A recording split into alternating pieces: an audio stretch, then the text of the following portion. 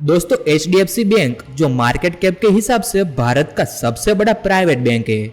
12 करोड़ से ज्यादा कस्टमर्स, 1,73,000 कर्मचारी, 9,100 ब्रांचेस और 21,000 ATM के साथ एक विशाल संस्थान है। लेकिन क्या आपको पता है इसे शुरू किसने किया? इसको शुरू किया था हसमुख भाई पारेख ने, जिनका बचपन एक छोटी सी चाल में बीता। आज हम उनकी और HDFC की प्रेरक कहानी डिटेल्स में जानेंगे। पहले एक बात क्लियर कर दे, HDFC की शुरुआत एक बैंक के तौर पर नहीं बल्कि एक हाउसिंग फाइनेंस कंपनी के रूप में हुई थी, जिसका मकसद था लोगों को घर खरीदने के लिए लोन देना।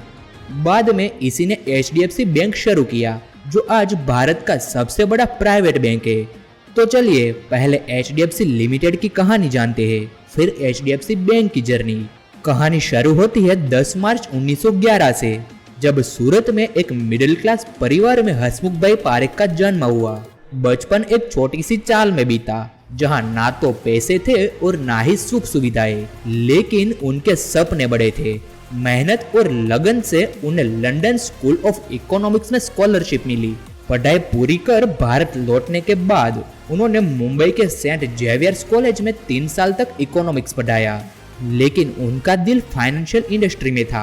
इसीलिए उन्होंने लेक्चरर की नौकरी छोड़ी और स्टॉक ब्रोकिंग फर्म हरकिशन दास लुक्मीदास ज्वाइन की, जहां उन्होंने भारतीय फाइनेंशियल मार्केट को गहराई से समझा। 1956 में हसमुख भाई ने ICICI को डेप्यूटी जनरल मैनेजर के रूप में ज्वाइन किया। उनकी मेहनत का नतीजा था कि 1972 में वह ICICI के चेयरमैन और मैनेजिंग डायरेक्टर बने। यहाँ उन्होंने देखा कि उस समय बैंक सिर्फ बड़े बिजनेसमैन को ही लोन देते थे। मिडिल क्लास के लिए होम लोन लेना लगभग असंभव था। भारत में कोई स्ट्रक्चर्ड होम लोन सिस्टम नहीं था। लोग या तो जिंदगी भर पैसे बचाकर बुढ़ापे में घर खरीदे या फिर किराए पर रहते। हसमुख भाई को लगा कि अगर विदेशों में होम लोन सिस्टम काम कर सकता है तो भारत में क्यों नहीं। उन्होंने फैसला किया कि एक ऐसा संस्था बनाएंगे जो आम लोगों को आसानी से होम लोन दे। 1976 में ICICI रिटायरमेंट के बाद हसमुख भाई ने 1977 में HDFC की स्थापना की। यह भारत की पहली हाउसिंग फाइनेंस कंपनी थी, जिसका मकसद था हर भारतीय को उसका घर दिलाना। इसके लिए उन्होंने अपने भतीजे दीपक पारेख को बुलाया, जो चेस मैनहट्टन बैंक में हाई पेइंग जॉब कर रहे थे।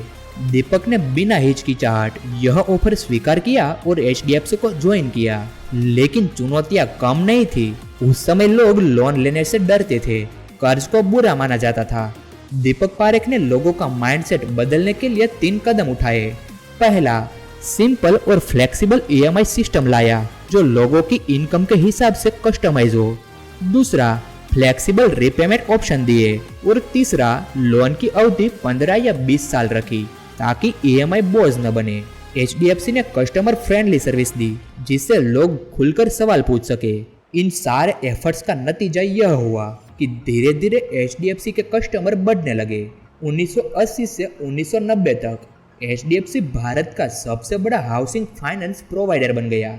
फंडिंग के लिए शुरुआत में वर्ल्ड बैंक जैसे संस्थानों और बाद में भारतीय निवेशकों का सपोर्ट मिला। 1990 में गल्फ वॉर के कारण तेल की कीमतें बढ़ी, भारत के फॉरेन रिजर्व घटे और RBI ने इंटरेस्ट रेट बढ़ाए। इसे HDFC को सस्ते लोन मिलना मुश्किल हुआ, लेकिन दीपक पारेख ने हार नहीं मानी।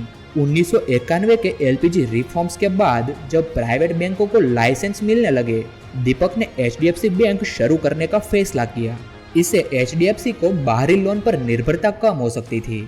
बोर्ड ने शुरू में मना किया, लेकिन दीपक ने उन्हें मना लिया। शर्त थी कि बैंक नई लीडरशिप और इंडिपेंडेंट मैनेजमेंट के साथ चलेगा। 1994 में HDFC बैंक की नींव रखी गई। दीपक ने आदित्य पुरी को CEO चुना, जो सिटी बैंक मलेशिया के CEO थे। आदित्य ने शर्त रखी कि उनके डिसीजंस में दखल नहीं होगा। शुरुआत मुंबई के सेंटोस हाउस से हुई, जहां सुविधाएं कम थी। HDFC बैंक ने सरकारी बैंकों के दबदबे के बीच लोगों का भरोसा जीता।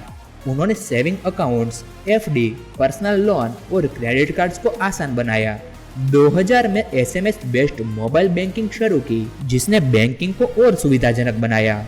2014 तक HDFC बैंक भारत का सबसे बड़ा क्रेडिट कार्ड इश्यूअर बन गया, जिसके 5.5 मिलियन से ज्यादा यूजर्स थे। 2008 के ग्लोबल फाइनेंशियल क्राइसिस में जो बड़े संस्थान डूब गए, एचडीएफसी बैंक स्थिर रहा। इसकी सिक्योर लैंडिंग स्ट्रेटेजी और कम डिफॉल्ट रेट ने इसे बचाया। 2022 में एचडीएफसी लिमिटेड और एचडीएफसी बैंक ने मर्जर का ऐलान किया ताकि डिपॉजिट का बेहतरीन इस्तेमाल हो सके। 1 जुलाई 2023 को मर्जर पूरा हुआ, जिसके बाद एचडीएफसी बैंक भारत का सबसे बड़ा प्राइवेट बैंक और एसबीआई के बाद दूसरा सबसे बड़ा बैंक बन गया। अप्रैल 2024 तक इसकी बैलेंस शीट 37 लाख करोड़ रुपए और मार्केट कैप $145 बिलियन थी, जो इसे भारतीय स्टॉक एक्सचेंज की तीसरी सबसे बड़ी कंपनी बनाती है। वैसे आपका अकाउंट किस बैंक में है, हमें कमेंट करके जरूर बताएं। ऐसे ही वीडियो को देखने के लिए हमारे चैनल को सब्सक्राइब करें, लाइक करें और अपने दोस्तों को शेयर करें। Thank you for watching.